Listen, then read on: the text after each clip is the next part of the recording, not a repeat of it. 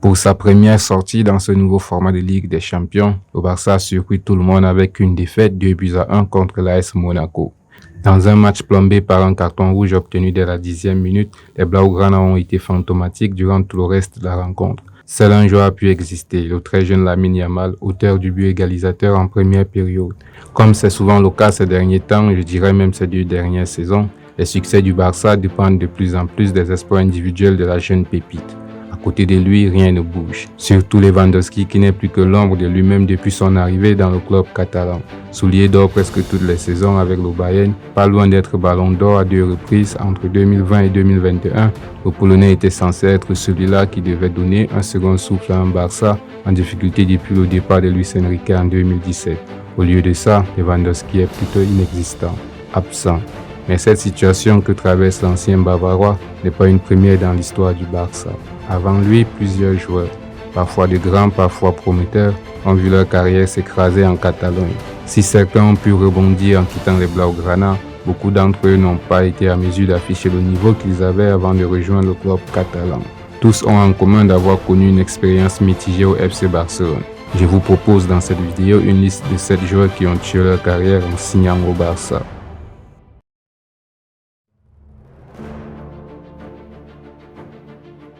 Milieu offensif, pilier de l'Ajax Amsterdam, le néerlandais Ronald de Boer répond à l'appel de son ancien entraîneur Louis van Gaal en signant chez les Blaugrana lors du mercato hivernal 98-99 en compagnie de son frère jumeau Frank. Doté de l'un des meilleurs pieds gauche au monde et connu pour son anticipation et son adresse balle au pied, Frank s'impose rapidement dans la défense catalane. Ce qui n'est pas le cas pour Ronald qui aura bien plus de difficultés. En concurrence avec l'inamovible Rivaldo, Giovanni, voire même Philippe Cocu, le Batave ne convainc pas, mais dispute tout de même 17 rencontres durant cette deuxième partie de la saison, couronné avec un titre de champion. On s'est dit tout de même qu'il retrouvera de l'élan lors de la saison suivante. Ce ne sera malheureusement pas le cas, il ne parvient pas à gagner une place de titulaire et se retrouve plus souvent confiné au banc de touche, incapable de prendre le dessus sur Rivaldo. Il doit aussi composer avec l'émergence du Portugais Simão Sabrosa. Ronald de Boer ne compte que 37 apparitions pour seulement 2 buts inscrits durant la saison 99-2000. Il quitte le club durant l'intersaison et s'engage avec les Glasgow Rangers où il retrouve ses marques. Mais ce transfert dans un championnat mineur peu médiatisé précipite sa carrière dans l'anonymat au point de perdre même son statut de cadre de la sélection néerlandaise. Il y restera 4 saisons avant de s'envoler pour le Qatar en 2004. Cité parmi les meilleurs milieux des années 90, son échec au Barça l'a fait dégringoler dans la hiérarchie et il est désormais considéré comme un de ces bons joueurs n'ayant jamais réussi à faire les preuves dans un grand championnat. Étincelant avec l'AS Monaco, le jeune défenseur central se retrouve sur les tablettes de tous les grands clubs d'Europe. C'est finalement le FC Barcelone qui rafle la mise et engage le Français à l'orée de la saison 2001-2002. Profitant de la méforme de Patrick Anderson, son principal concurrent, Tristan Val s'impose et devient titulaire aux côtés de Frank de Boer, disputant 50 matchs, toutes compétitions confondues, lors de ce premier exercice. Malgré la saison difficile du Barça, seulement 4e en championnat, Tristan Val brille et est même sélectionné pour la Coupe du Monde 2002 avec les Bleus. Cependant, le retour de Louis van Gaal sur le banc va changer la donne. Le technicien néerlandais ne croit pas en lui et profite de sa blessure en début de saison pour l'écarter. Le renvoi de Van Gaal en janvier 2003 et l'arrivée de Radomir Antic n'aura aucun impact sur son sort. Il ne dispute que 8 rencontres durant cette saison noire et finit par perdre même sa place en équipe de France. Libéré de son contrat par les dirigeants catalans, il rejoint l'Olympique Marseille durant l'intersaison 2003. Durant ces 2 saisons passées chez les Phocéens, il ne dispute que 17 matchs. À l'été 2005, il fait une pige à Fulham où il ne parviendra définitivement pas à s'imposer. Après 2 saisons en dents de scie durant lesquelles il est souvent blessé, il plonge totalement lors de l'exercice 2007-2008 avec un seul match joué. Libéré de son contrat et ne parvenant pas à retrouver la forme, il décide d'arrêter sa carrière à seulement 30 ans. Après 6 saisons à Chelsea, où Gudjohnsen faisait partie des meubles en dépit d'une rude concurrence, il est recruté par le club catalan pour remplacer numériquement Henrik Larsson qui a décidé de rentrer en Suède. Habitué à batailler pour gagner sa place, le buteur islandais marque dès sa première apparition avec les Blaugrana. Des débuts prometteurs qui ne seront cependant pas suffisants pour convaincre les exigeants culés. Cette fois, Gudjohnsen ne triomphera pas de la concurrence. Il faut dire qu'avec les joueurs comme Eto'o, Messi, Ronaldinho, Juli et Javier Saviola, il était peu évident de faire son trou. Il est tout de même régulièrement utilisé par Frank Rijkaard, mais ne séduit ni le public ni la presse. Encouragé à quitter le club dès la fin de cette première saison pour faire la place à Thierry Henry, il refuse et décide de relever le défi. Devenu remplaçant, il garde malgré tout la confiance de Rijkaard, qui le sollicite dès que possible et le reconvertit en milieu relayeur. Ce nouveau rôle semble mieux lui convenir au point de concurrencer Iniesta et Deco. L'intersaison 2008 va marquer un tournant.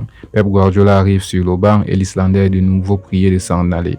Il ne s'exécute pas et reste dans l'effectif. Mis à l'écart dans un premier temps, il finit par revenir en grâce malgré un temps de jeu en baisse. Lassé de jouer les bouches-trous et désireux de retrouver sa position d'attaquant, il rejoint l'AS Monaco en août 2009 pour se relancer. Mais cette aventure monégasque est un fiasco complet. Dès le mercato hivernal 2010, il est prêté à Tottenham. Il ne retrouvera pas ses sensations offensives et ne sera pas conservé. Le reste de sa carrière se fera dans les clubs comme Stoke City ou encore Fulham, puis dans des championnats de seconde zone.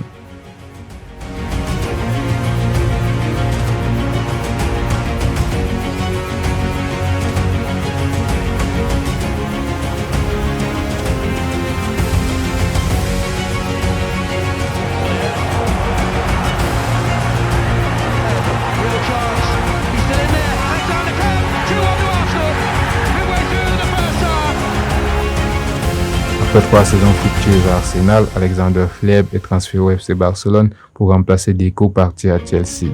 Recruté surtout pour sa polyvalence qui fait de lui une alternative crédible à Iniesta et Xavi, il aura cependant un mal fou à se faire une place.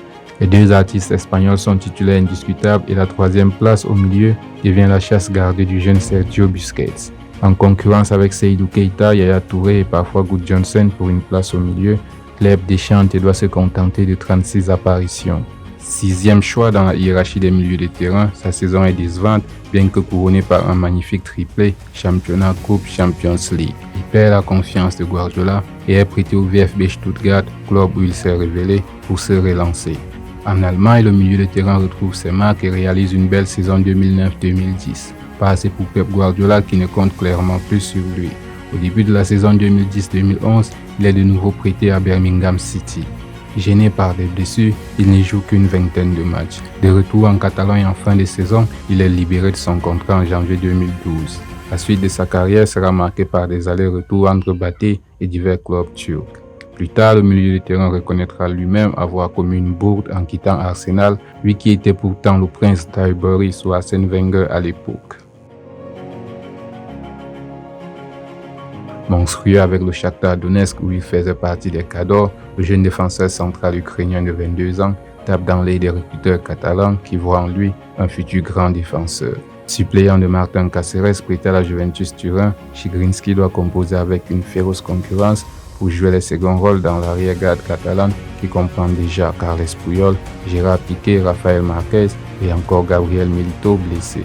L'Ukrainien n'a que peu d'occasions de briller dans ce contexte ultra concurrentiel et ne signe que 12 apparitions en Liga et 2 de plus en Copa del Rey. Pour ne rien arranger, il ne se montre pas rassurant les rares fois où Pep Guardiola lui donne sa chance. Trop emprunté pour faire bonne figure, il dégringole à la 5e place dans la hiérarchie des défenseurs centraux quand Gabriel Milito retrouve la compétition. Frustré par son manque de temps de jeu, il demande son départ en fin de saison et le club ne le retient pas. De retour à Shakhtar Donetsk, il est plus régulièrement utilisé, mais ne redevient pas le joueur qu'il fut naguère. Pire, plus jamais durant le restant de sa carrière, il ne fera de saison à plus de 30 matchs joués. À l'été 2015, Bartomeu et Barcelone savouraient la gloire d'un triplé. La décision de recruter Luis Suarez l'année précédente ayant immédiatement porté ses fruits, l'Uruguayen formant l'un des plus grands trios offensifs que le jeu ait jamais vu avec Neymar et Lionel Messi. Mais Luis Enrique sentait qu'il avait besoin d'encore plus de qualité en attaque. Il a donc demandé au président de l'époque, Bartomeu, d'acquérir Arda Turan, un milieu de terrain offensif accompli, mais abrasif qui pouvait également jouer comme ailier. Turan s'était imposé comme l'un des meilleurs milieux offensifs du monde lors de son passage à l'Atlético Madrid. Alors qu'il était pressenti pour rejoindre la Premier League, le Turc signe finalement au Barça. Problème, le FC Barcelone est alors interdit de recrutement. Du coup, le contrat ne peut être homologué avant le mercato hivernal. Cet écueil ne rebutera pas le caractériel milieu turc qui accepte volontiers de passer 6 mois sans jouer. Ce n'est qu'en janvier qu'il peut enfin y traîner son maillot blaugrana en compétition officielle. Le hic est que l'équipe a appris à tourner sans lui et Rakitic est titulaire au milieu aux côtés des inamovibles Sergio Busquets et Iniesta. Arda Turan ne doute cependant pas et s'intègre petit à petit, mais sans se montrer aussi brillant que lors de son bail avec les Colchoneros. En 25 matchs, toutes compétitions confondues, il inscrit 2 buts. La saison suivante, il ne parvient pas à s'imposer comme titulaire. Relativement efficace lorsqu'il est utilisé, mais mécontent de son statut de remplaçant. L'avenir catalan du Turc s'obscurcira définitivement avec l'arrivée d'Ernesto Valverde sur le banc. Il ne joue pas la moindre minute durant la première partie de la saison 2017-2018.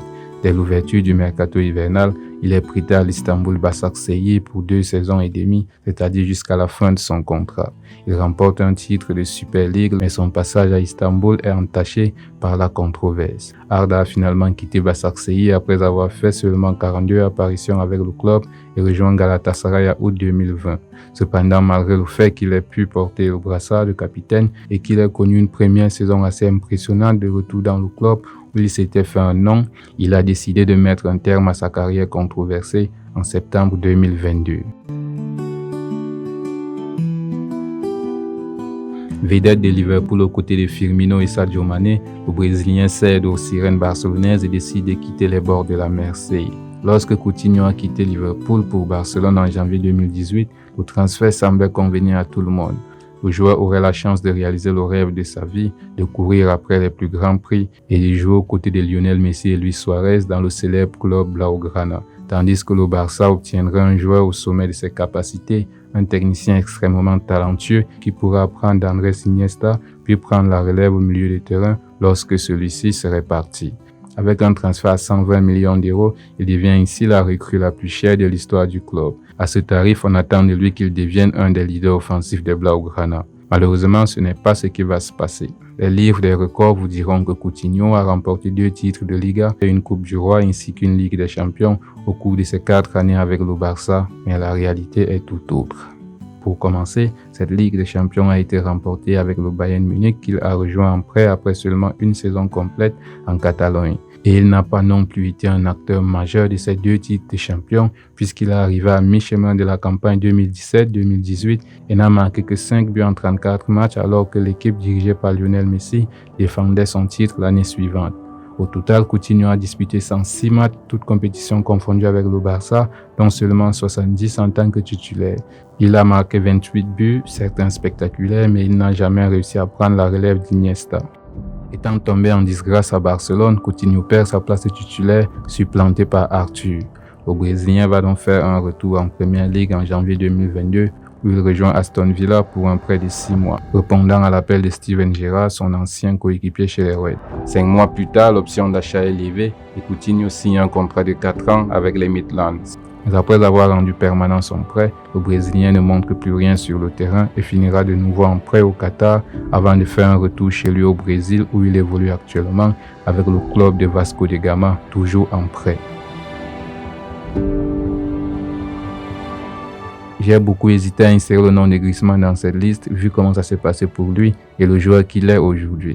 À la différence des autres, après son échec à Barcelone, Griezmann est rentré à l'Atlético Madrid et a réussi à se relancer même s'il n'a plus retrouvé son niveau d'avant son départ.